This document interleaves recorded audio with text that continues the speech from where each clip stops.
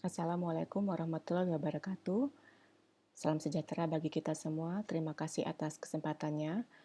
Pada pertemuan kali ini, saya akan menyampaikan tentang nilai dari FFRCT dalam mengevaluasi coronary artery disease.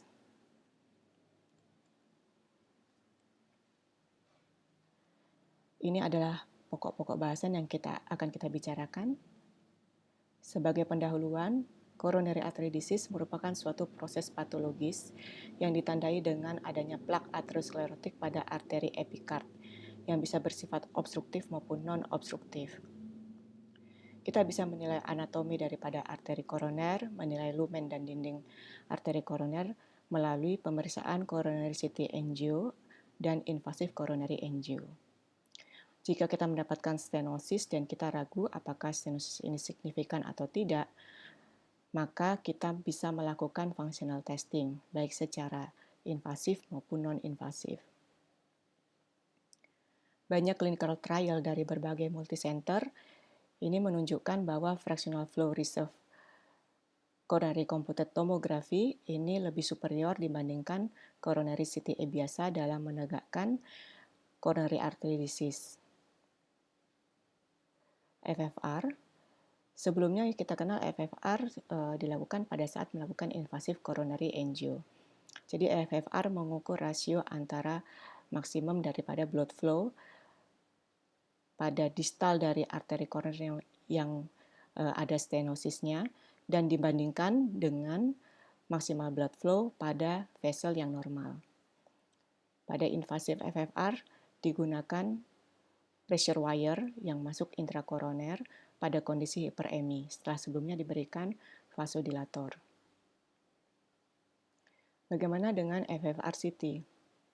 FFRCT ini merupakan suatu novel non-invasive FFR, merupakan hal yang baru di mana kita bisa menentukan lokasi dari iskemi yang disebabkan oleh suatu stenosis. Nah, dalam mengukur FFRCT maka ada beberapa hal yang terlibat dan disiapkan sebelumnya, yaitu kita harus membuat rekonstruksi dari gambaran 3D arteri koroner atau kita membuat coronary tree sebelumnya. Kemudian kita membuat microcirculatory model dengan mengukur coronary blood flow pada kondisi maksimum hiperemi. Dan kita juga mengukur fluid dinamik lainnya melalui software yang ada pada FFRCT. Untuk membuat model fisiologik, maka kita sebenarnya membuat anatomic model. Jadi anatomic model dibuat pada saat coronary CT angio sebelumnya. Kita menghitung resting coronary blood flow yang sebanding dengan myocardial mass-nya. Kemudian kita juga menghitung resistensi mikrosirkulasi yang berbanding terbalik dengan size dari lumennya pada kondisi resting. Nah, ini adalah contoh gambaran coronary tree yang sudah kita buat sebelumnya. Jadi kita melakukan scan arteri koroner, kemudian melakukan segmentasi dari arteri koroner, memberi label pada arteri koroner, dan kita menganalisa patensi dari vessel arteri koronernya. Dalam menghitung FFRCT, maka ada 5 langkah, 5 step.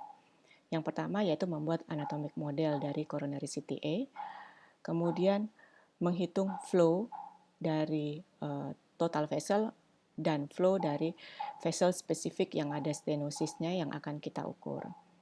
Kemudian menentukan resistensi mikrosirkulatory pada kondisi baseline dan menghitung resistensi mikrosirkulatory pada kondisi hiperemi. Kondisi hiperemi ini pada pemeriksaan FFRCT kita tidak memberikan suatu vasodilator, tapi kondisi ini disimulasikan oleh software. Aplikasi dari pengukuran fluid dinamik pada CT-FFR ini meliputi pengukuran coronary flow, coronary pressure, dan velocity, baik pada saat resting maupun pada kondisi hiperemi. Nah, ini hampir sama dengan step-step tadi. Jadi pertama kita melakukan scan, kemudian rekonstruksi image, kemudian penghitungan fluid simulation, dan keluar hasilnya. Jadi sebenarnya ini adalah suatu software. Data yang diambil adalah data yang ada pada scan sebelumnya. Jadi data dari coronary CT sebelumnya. Nah, ini adalah ASC guideline tentang diagnosis dan manajemen dari chronic coronary syndrome. Yang ingin saya tunjukkan di sini adalah bahwa saat ini coronary CTA ini direkomendasikan sebagai initial test untuk mendiagnosa CAD pada pasien-pasien simptomatis di mana kita tidak bisa mengeksklud suatu obstruktif CAD berdasarkan pemeriksaan klinis. Di sini pemeriksaan non-invasive functional imaging dan pemeriksaan coronary CTA ini merupakan pemeriksaan dengan kelas 1. Kemudian direkomendasikan juga pemeriksaan functional imaging jika hasil dari coronary CTA ini meragukan. Meragukan artinya apakah stenosis yang kita dapatkan ini secara fungsional signifikan atau tidak.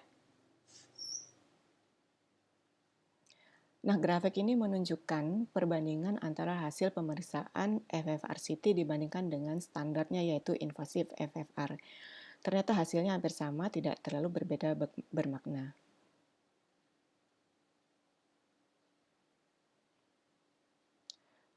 FFRCT ini juga sudah banyak studi untuk FFRCT.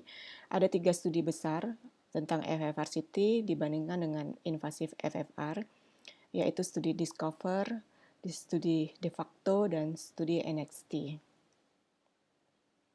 Di mana di sini juga melibatkan banyak subjek. Ya, dari berbagai studi ini kita mengetahui bahwa sensitivitas dan spesifisitas dari FFRCT ini cukup baik dalam menegakkan signifikansi suatu CAD. Ini studi-studi lainnya. Nah, ini contoh FFR-CT. Jadi pada gambar yang di kiri atas kita melihat adanya stenosis. Ini hasil CTA ya. Jadi ada stenosis lebih dari 50% pada proximal RCA. Kemudian juga didapatkan stenosis lebih dari 50% pada proximal LAD. Kemudian diukur FFR-nya. Nah, dari FFRCT didapatkan pada RCA 0,85, pada LAD didapatkan FFRCT-nya 0,82. Artinya lesi stenosis tadi tidak signifikan. Nah, selain nilai dari FFRCT ini batasnya sama dengan invasive FFR yaitu 0,8. Nah, FFRCT ini juga ditandai dengan perubahan warna dengan warna. Jadi kalau warnanya hijau ke biru, maka itu nilainya semakin baik. Untuk warna kuning ke merah, maka nilainya semakin jelek atau semakin abnormal.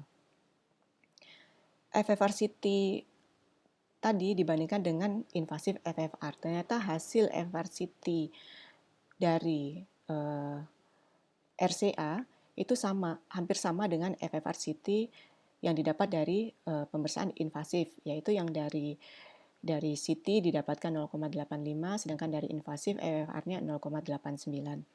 Sementara untuk LAD, maka hasil FFR-nya dari CT didapatkan 0,82, dari invasif FFR juga sama, 0,82. Nah, ini contoh lain. Ini harusnya ada gambar coronary CTA, jadi didapatkan pada gambar yang pertama stenosis berat ya 70-90% pada proximal LAD, dan pada gambar bawah didapatkan stenosis sedang sampai berat yaitu 50-70% pada distal RCA.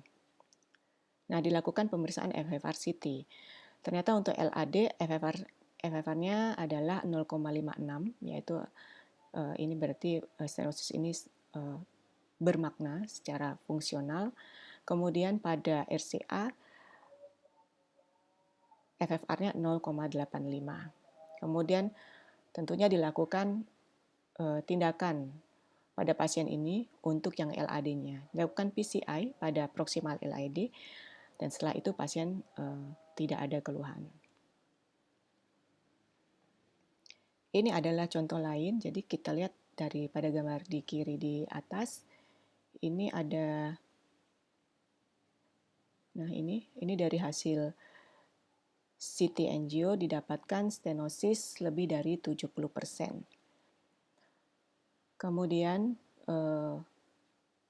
diukur FFRCT-nya. FFRCT-nya 0,71. Bermakna ya, lihat warnanya menjadi merah. Kemudian pada pasien ini juga dilakukan invasive angio. Dari invasive angio didapatkan stenosis 48%. Nah, kita menjadi bingung. Ini stenosisnya ini bermakna apa tidak? Karena dari CT kardiak didapatkan lebih dari 70%, dari invasi 48%, FFRCT-nya 0,71. Kemudian sebagai acuan dilakukan invasif FFR dan hasilnya 0,73, jadi bermakna. Nah, bagaimana aplikasi klinis dari FFRCT ini? Jadi FFRCT ini terutama digunakan untuk mengidentifikasi apakah lesi ini menimbulkan iskemik atau tidak. Nah, jadi terutama untuk lesi-lesi yang meragukan apakah ini signifikan atau tidak sih stenosisnya. Nah, biasanya pada lesi misalnya yang stenosisnya intermediate atau moderate dan pada diffuse disease. FFRCT ini tetap sebagai alternatif dari invasif FFR. Invasif FFR tetap merupakan acuannya karena di sana kita betul-betul melakukan pengukuran pressure flow secara langsung. Namun FFRCT tentu lebih superior dibandingkan pemeriksaan coronary CTA biasa. Provider yang sudah ada dan sudah di-approve untuk melakukan FFRCT ini yaitu HeartFlow. Sebenarnya ada beberapa provider lain, tapi yang mendapat approval adalah HeartFlow. Dan sudah tersedia secara komersial. Jadi kalau kita mau melakukan FFRCT, mau mengakses FFRCT dari suatu kasus, kita bisa mengirim data ke mereka, ke HeartFlow ini.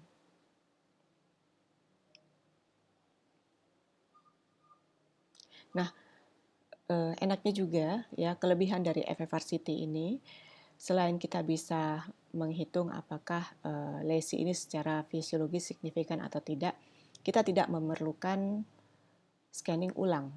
Jadi memang data yang didapatkan adalah data yang kita ambil dari CT coronary angio. Oleh karena itu data ini harus bagus, maka persiapan sebelum scan itu harus baik. Kemudian pada saat scanning pengambilan gambarnya juga harus baik. Begitu juga dengan interpretasi atau pada saat pengolahan data. Ini adalah studi dan teman-teman di mana dia ini menunjukkan bahwa akurasi diagnostik daripada FFRCT ya cukup baik, yaitu 83%. Begitu juga spesifisitas dan negatif predictive value-nya yang cukup tinggi. Namun, FFRCT ini tidak boleh kita gunakan secara tunggal dalam menentukan apakah seseorang itu perlu revaskularisasi atau tidak. Kembali lagi, kita harus melihat klinisnya, historinya bagaimana, kemudian anatomi dari vessel yang stenosis bagaimana, lokasi stenosis, itu juga jadi pertimbangan kita. Jadi bukan hanya berdasarkan hasil FFRCT-nya saja.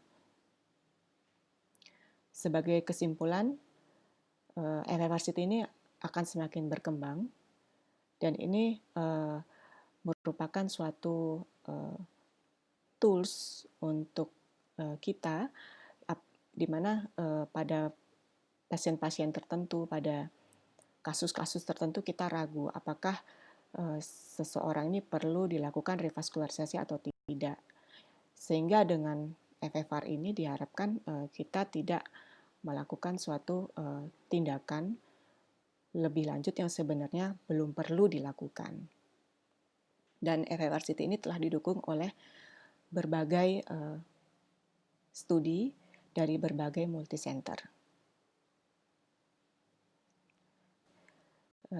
Mudah-mudahan ini bermanfaat. Terima kasih atas perhatiannya. Wassalamualaikum warahmatullahi wabarakatuh.